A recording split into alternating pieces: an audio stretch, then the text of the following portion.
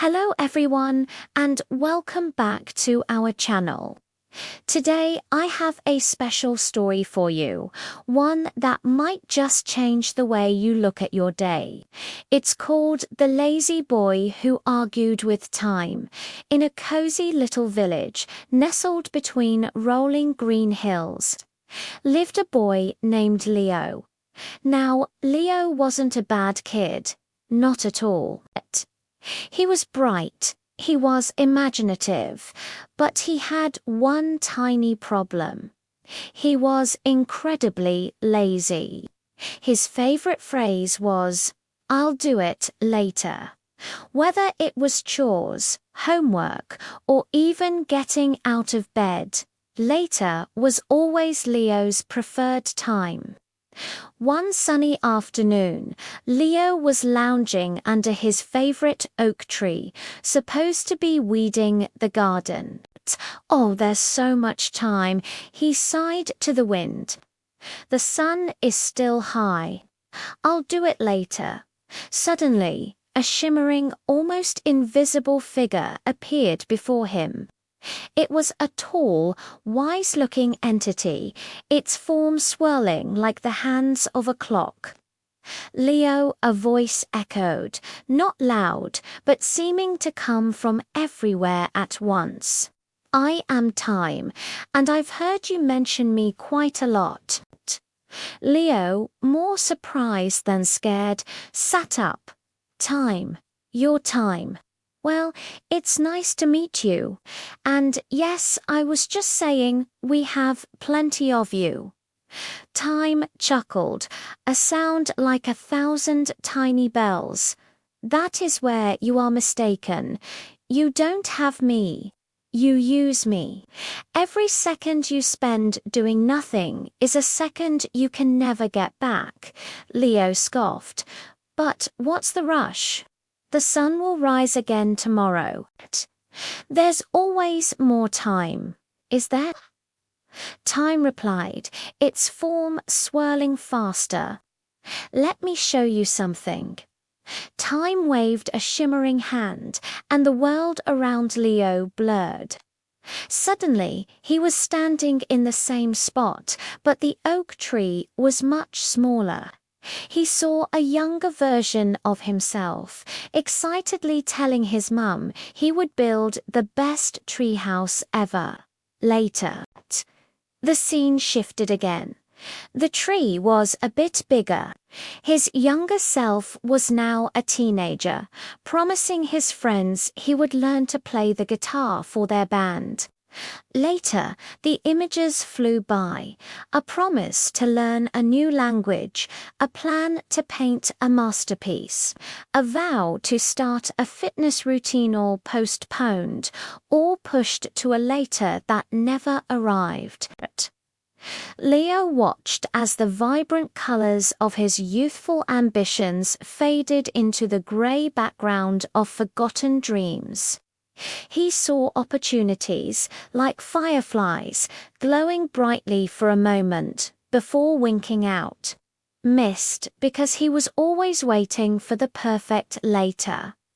"You see," Time said gently, its form slowing down, "I give every person the same amount of seconds in a minute, and minutes in an hour. But what they do with those moments is what creates their life. Later is a place where dreams go to be forgotten." Leo felt a knot in his stomach. He saw his garden, which he was supposed to weed. In his vision, the weeds grew and grew, choking the beautiful flowers his mother had planted, until the entire patch was a thorny mess. It was just a small garden, but it represented everything. "I didn't realize," Leo whispered, his voice trembling. "I thought later was a promise, not a goodbye." "It can be a promise," Time said, "if it's a specific later. I will start in 5 minutes is a plan. I will do it later is a wish. Your life is not built on wishes, Leo. It's built on actions. Moment by moment. As time began to fade, its voice left one final thought in Leo's mind. Don't be my enemy, Leo. Be my partner. Work with me, not against me. And together, we can build the wonderful life you imagine. The shimmering figure vanished, and Leo was once again sitting under the great oak tree. The sun was still warm, the birds were still singing. Nothing had changed, and yet everything had. He looked at his hands, then at the weedy garden. He no longer saw a chore. He saw an opportunity. He saw a moment. Without another thought, Leo stood up, dusted himself off, and walked to the garden shed. He grabbed the tools, and for the first time in a long time, he didn't say later. He said, now. He worked all afternoon, his hands getting dirty, his brow sweating. But it wasn't tiring. It was invigorating. With every weed he pulled, he felt like he was reclaiming a lost second. He wasn't just clearing a garden, he was clearing the path for his own future. As the sun began to set, casting a golden glow over the village, Leo stood back and admired his work. The garden was clean, the flowers standing tall and proud. It looked beautiful. And as he stood there, he realized the most important lesson of all. The greatest satisfaction doesn't come from resting before the work is done, but from the well-earned rest that comes after. From that day on, Leo became a partner with time. He still loved to relax under his oak tree, but only after his work was finished. He learned to play the guitar, his clumsy first chords eventually turning into beautiful melodies. He started painting, not masterpieces at first, but with every brushstroke, his world became more colorful. He learned that now was the most powerful word he knew. So, what about us? How many times have we said, I'll do it later? We all have dreams, big and small.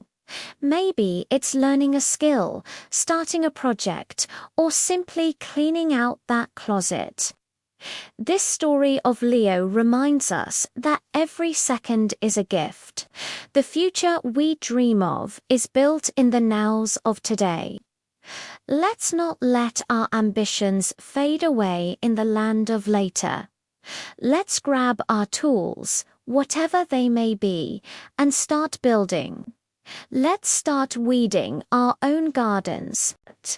Because the best time to plant a tree was 20 years ago. The second best time is now. Thank you so much for joining me for this story. I hope it inspired you as much as it did me. If you enjoyed this video, please give it a thumbs up. And do unforget to subscribe and hit that notification bell so you don't miss our next story. Share your thoughts in the comments below. What is one thing you are going to do now instead of later? Until next time, make every moment count.